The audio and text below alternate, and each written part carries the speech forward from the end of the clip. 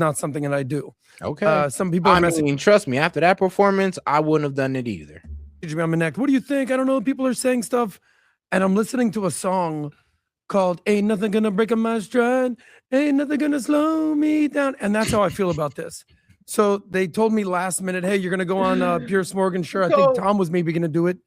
Tom wasn't able to do it. They called me up. I said, "Sure, I'll debate Dave Smith." Listen, there's no doubt that Dave Smith is smart or wise or well-read. Yeah. The same thing could be said about when you debated a room full of 20 communists. Oh God, make sure to double tap that screen and like the video or smash the like button depending on how you're watching. Appreciate the support, guys. But let's make sure we show support by double tapping that screen. If you have any questions, comments, jokes, or disagreement, you can just go ahead and super chat or Venmo it in. On Jubilee, they were all very smart. I was very impressed by all these people. But just because you're smart doesn't mean you're wise. Now, do I think Dave Smith is smart and capable? Sure. Do I think he's funny? No. Do I think he's right? Definitely not. I'm asking you, how do you think you did? Yeah, I think I did fine. My intention wasn't to play nice. So I went on Piers Morgan. I don't really have plans on going on Piers Morgan every single day. That's not my thing. It's a food fight every single day. Respect to Piers Morgan.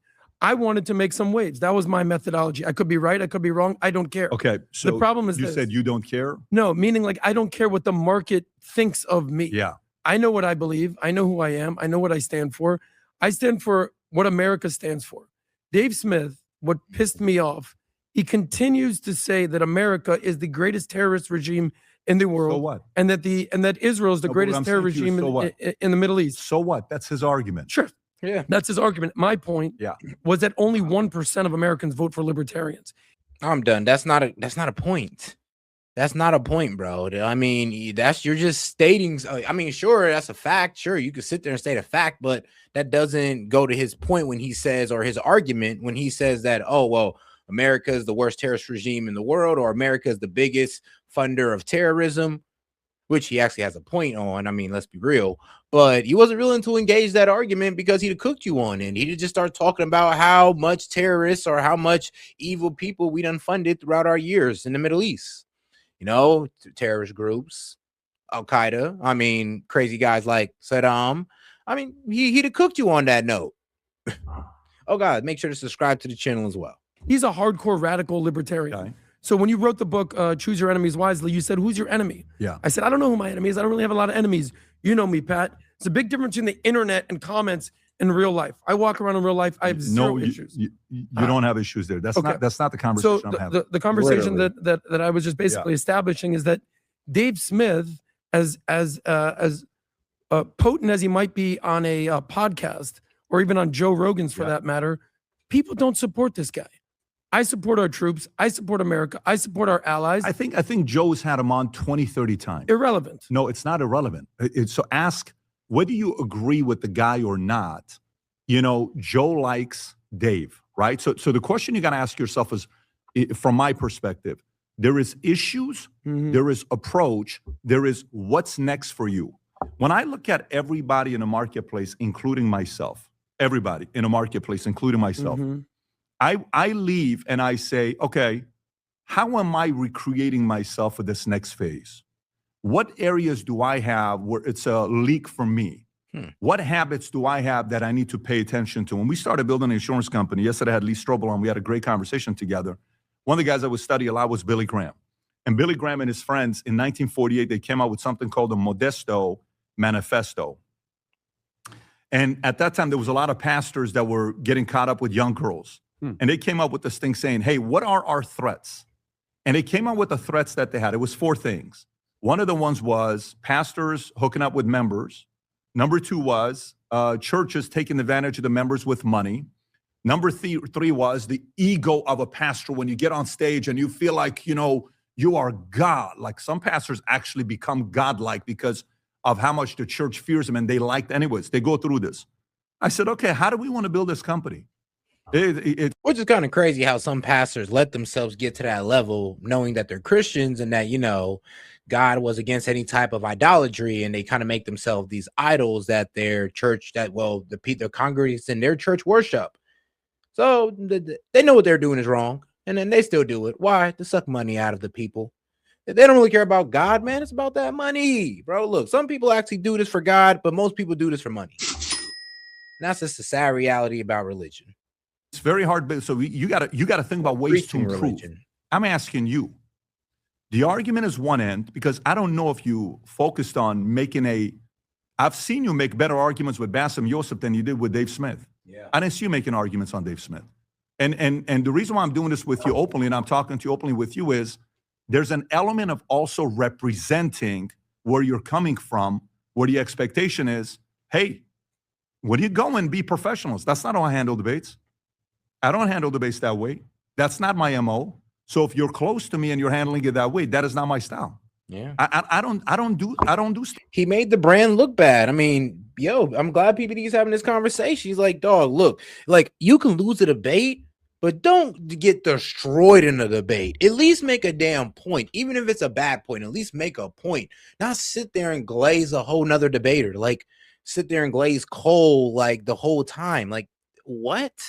So yeah, I feel what he's saying, because I'd have been on Adam's ass about that too. I'd have been like, bro, look, like I don't negotiate. I don't do debates like that. So I don't know why you're out there a part of my brand doing debates like that. You're making the whole brand look bad. At this point, we should have threw in Tom. Actually, shit, we should have just postponed until Tom was ready if we knew he was gonna give us that performance. Stuff like that. And Dave and I don't even agree on some of these issues. But if I'm having a conversation, it's about what is this next phase. And by the way, the reason why I'm having this direct feedback with you publicly is for the following reason. This is how I roll, Adam. I will give you private feedback and have your back 100%. I've always been like that. This is why my guys like working with me, and they know how tough it is at times because I'm always challenging them. But if my private feedback that I'm giving doesn't land, and it feels like you have immunity to go run around and say whatever you want and keep saying, I don't give a shit what people say. I do. There's an approach to take about this game. I don't care that we have differences in debates. We push each other. I mean, he's pretty much saying, he's like, look, dog, you just can't go out there and say, I don't care that I got my ass handed to me in that debate. Oh, I don't care.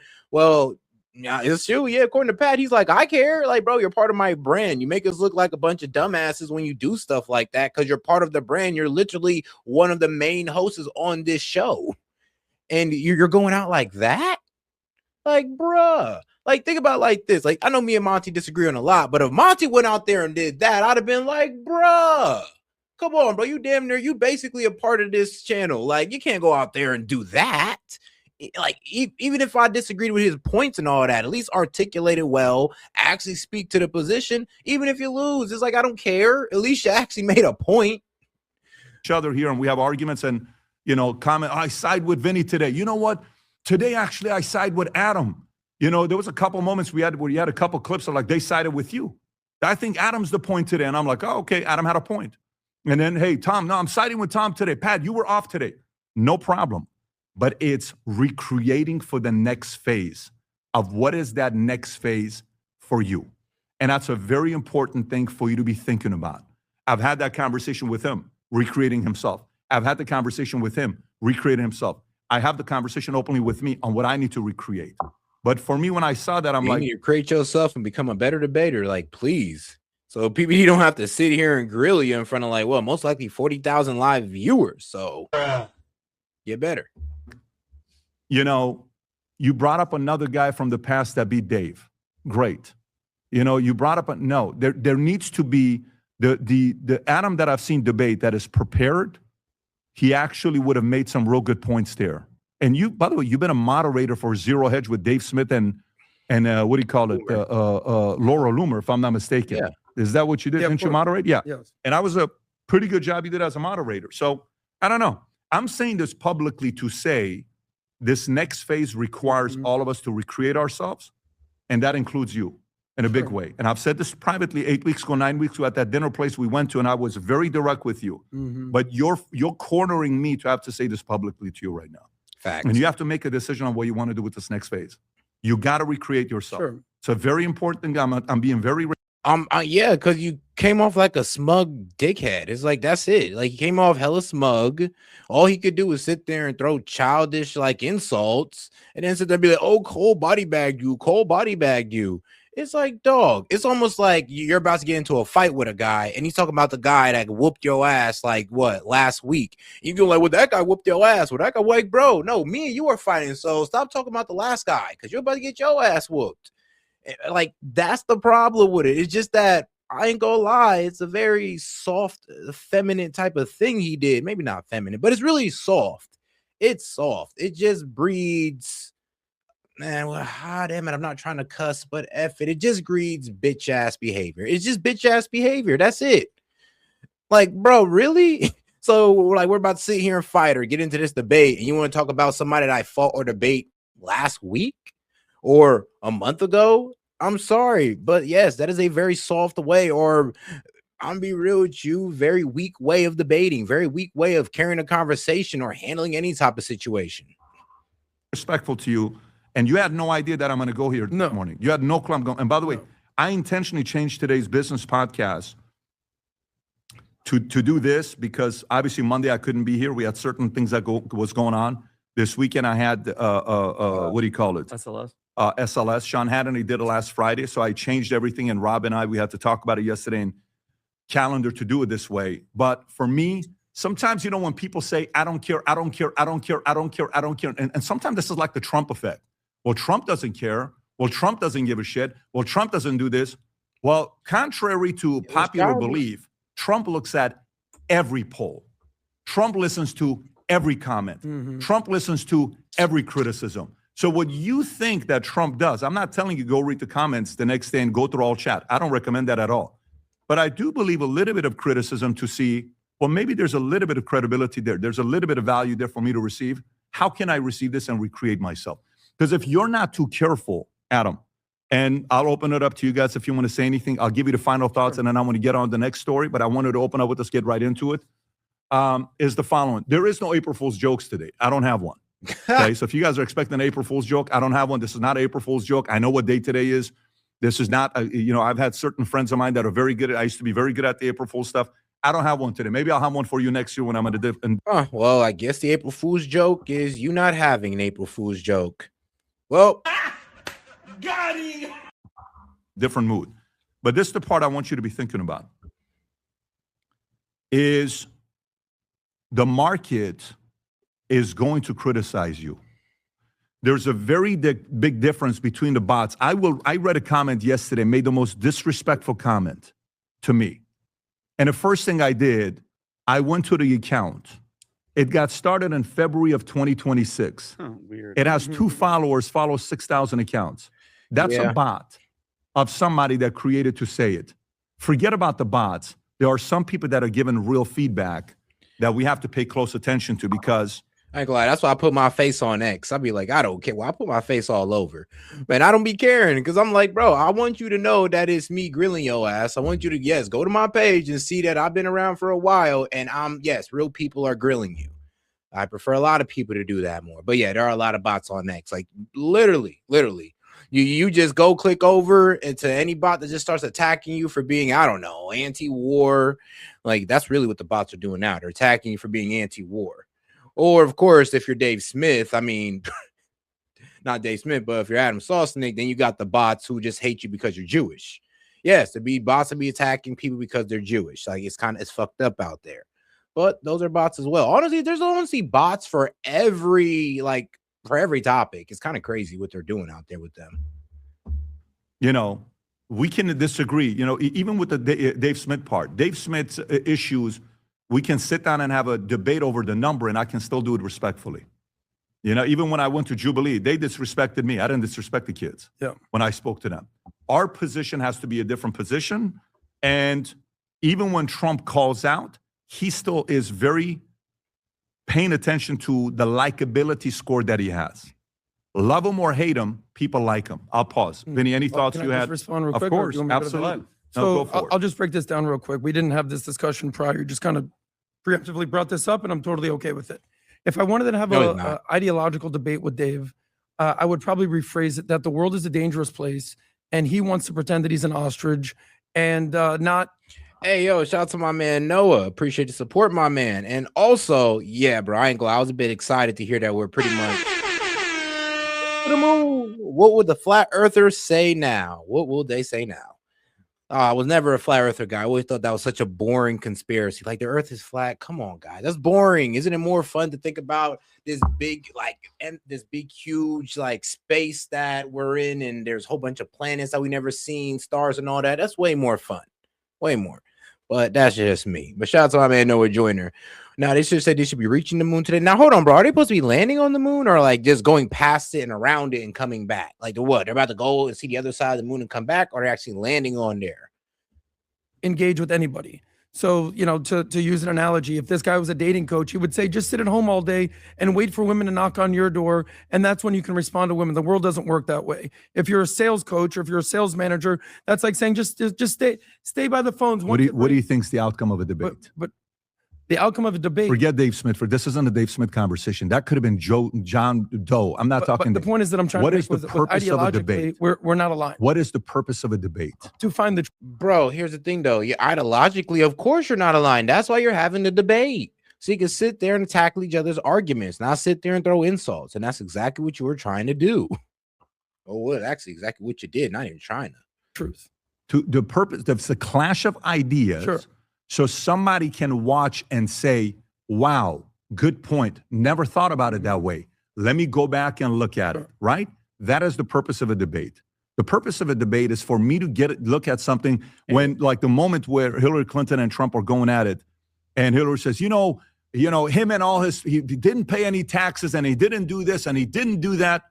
And then the moderator asks Trump a question and says, is it true that you paid this? He says, yes, I will use every single tax code that you have, just like all her donors do. And by the way, you've been there for 36 years. How come you've never changed it? So me as the voter sits there and says, that's a very good point. You've been there for 30. That's the debate. It gets people thinking. Sure. So I know crying about that is funny about Dems crying about, billionaires not paying taxes. Meanwhile, they never try to change the tax code. It's like, okay, bro. I mean, you can sit there and complain, but you was never going to try to, do some legislative work and change the tax code. if I'm going into a debate and I didn't make anybody think, what was the purpose of debate? Sure. Well, now, fair point. Well, the point that I was trying to make is that ideologically we're not aligned here. I'm supporting Trump. Was I supporting Trump 5-10 years ago? No, you were not. So I'm all behind Trump. Everybody wants to criticize Trump right now. The thing that I'm basically establishing is the fact that this guy has a luxury of living in America and wants to criticize the heck out of Trump when I'm defending Trump and our troops. The point that I was saying is I'm defending Trump. Dave's the type of person that will root for the bad guy in the bad movie. So that's who Dave is. Aside from that, other than that, I understand what you're talking about. The reason that I brought up the Coleman Hughes, and I encourage people to go watch it. This was the sort of like the swan song event. Imagine you hype up this event. Here's what's going on. The SLS is coming this weekend. Yeah. Here's what's going on. And this debate takes place, and it was a 12-0 drubbing. So that's my point. Should I have conveyed it a little bit better? Sure. Should I have not? Bro, I'm sorry, but like it wasn't even a conclusion that Cole won. I mean, maybe I need to watch that debate with you guys so you can actually see how that debate went off, because it was actually a pretty good debate. And I mean, both sides made good points. People still give it to Dave Smith because, like I said, it's really hard to defend the neocon position, but hey, people still try to defend it against him. Brought up someone else's debate in my debate. Maybe I'll learn that for the next time. That's fine. But the reality is this: he got whooped, and I called him out on it. That's all it was. Yeah, but it was your fight and his. And here's the thing, though. That's your opinion on the debate. That's not like honestly, not even like a nationwide consensus. Nationwide, there's people who's picking and choosing who won that debate. So you putting your opinion in there didn't really matter. You saying that, oh, you lost to Cole. Well, there's people who feel like they've won against Cole. So what you're saying doesn't matter, and it's highly debatable. Sure. For the next time, I'll debate them just heads on. I brought up something that from the past. But my feedback isn't actually that. My feedback is it's okay to pay attention to the pulse of the market every once in a while. Good feedback's being given. Not 80% of the people, not 90% of the people, but there are reasonable people that will give you good feedback. Sure. And none of us, there's not a single human being in the world that actually likes to be given feedback that we get excited about it. So it's not like anybody likes it. But it's in those moments where your character is being tested to say, you know what?